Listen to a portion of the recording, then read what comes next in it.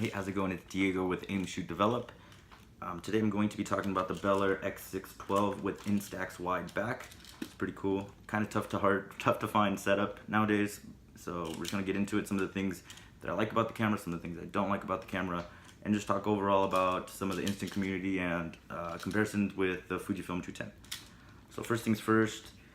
Up front, it's a really solid body. So it's a silver body with tan leather. This is the Jet Setter edition, kind of like some of the old SX70. This is just a reskin sonar, but it's kind of cool. I like the look, so pretty solid. The thing that I don't like about this is the back. It's plastic. I make sure to go really easy on it because you know, these things are really tough to find nowadays. This is 2019 when I make the video, so it's kind of make sure to go really easy on it. First things first, how this camera works. Basically, light goes through. There's an electric eye here, so it takes 2 batteries up top. You can change the ISO settings, but the light goes through. Once you push this all the way down, make sure to push it all the way down. Light goes through. When you take the picture, make sure the setting's on 1. When you push the button down, 1, click it to 2. Make sure to go very slowly from 1 to 2. If you don't, let's see here. If you don't, oh, here we go. If you go too hard on the exposure, when you push it from 1 to 2, I've had it to where it jammed, and it jammed this up here in the pack, and it ruined it from trying to get pushed up. It got stuck between the 2 rollers when you hand crank it. So basically, the exposure was here. That's actually, the little pod goes up. It goes here, and it gets pushed up with a little lever, and then the rollers catch it and then push it up. But since it got stuck in the pack, I had nothing to do, so I had to take out the pack to unstick the camera. I had ruined about 3 packs of film. It's just a learning curve. That's why I made this video, to let you guys know if you grab one of these or manage to pick one of these up, you know what to avoid and definitely what to do. So from 1 to 2, very slowly. I had good luck pushing in this corner on this. So 1 to 2, push this in and then hand crank it. I've had really good results doing pretty much those steps. I've had really consistent results on the camera itself. Let's see. Here's some of the pictures that I've taken on this. I had noticed that something that doesn't really get talked about, there on the Lomography Bel, it crops out with these little black bars. Let's see. It crops this, and it kind of adds kind of a cinematic look to it. I think it looks kind of cool, like a still of a movie or just part of something pretty cool. Some people don't like it because this is factory from Lomo. They don't like the fact that you don't take advantage of the full frame. Let's see. Here's one taken on a Fujifilm Instax Wide 210. So no cropping, nice full frame. Some more examples here. So this is just the 210. So let's see. Let me grab this. There you go. Simple, straightforward camera. My setup for this is the Lomo up front, the Bel back, or the Instax Wide back, and then I use a Vivitar 283 flash, which is pretty cool. This is a really sturdy flash. I use this for a lot of projects. So Wigglograms, Nishika N8000, and the Nimslo, the 4-lens, the quad lens, pretty much Wigglegram cameras and film cameras. I use that flash for pretty much everything. But some of the things, it does scratch the back. Since it has that kind of matte look, it scratches really easily. This up front, I'd heard some instances, I think there's another YouTube video talking about it, that this had fallen off, and this flash with batteries is really, really heavy. I mean, relative, you can buy little smaller flashes, but I just really like the performance on this one. So I make sure to go, you know, make sure it doesn't get like at an angle, it doesn't get tipped over kind of thing.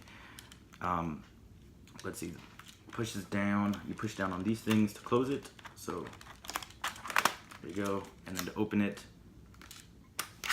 there we go. Batteries up top, so it takes 2 LR44 batteries, I believe, and then the ISO settings up front, so you can change the ISO. You do have some manual controls on this camera, which is really nice, but the lens is plastic. A lot of people, what they do is they just completely don't use this Lomo front, and they modify it for Instax. They use Instax Wide for Polaroid 600 SE or the Mamiya Press camera. I've also seen it on a mini portrait, where basically they have the 2 lenses on the mini portrait put on the back, and then they split the 2 frames of the Instax Wide, so you get 2 different pictures, and the lenses on those are pretty crispy.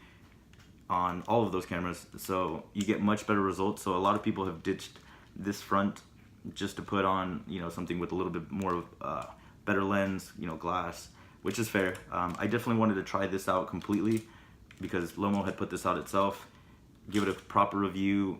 The pictures that I had taken were on kind of a gloomy day without flash, so I'm waiting kind of more for sunshine so I can get a little better more review, or even post a video talking about, you know, how it performs out and about on, you know, something a little bit more scenic. This is just outside really quick, but pretty much the thing with this overall, you have to plan every single one of your shots due to like the ISO, the range focusing, the, you know, basic settings, but you can't just go run and gun, take pictures with this camera. You have to plan out all your shots. There's not an exposure counter on the back whenever you do this, whenever you take the pictures. There's not an exposure counter, so you have to remember how many shots are in the pack, because you look kind of silly sometimes. I've had it where you make sure to roll and you're not sure if the photo got jammed, if it's not working, or you just ran out of exposures.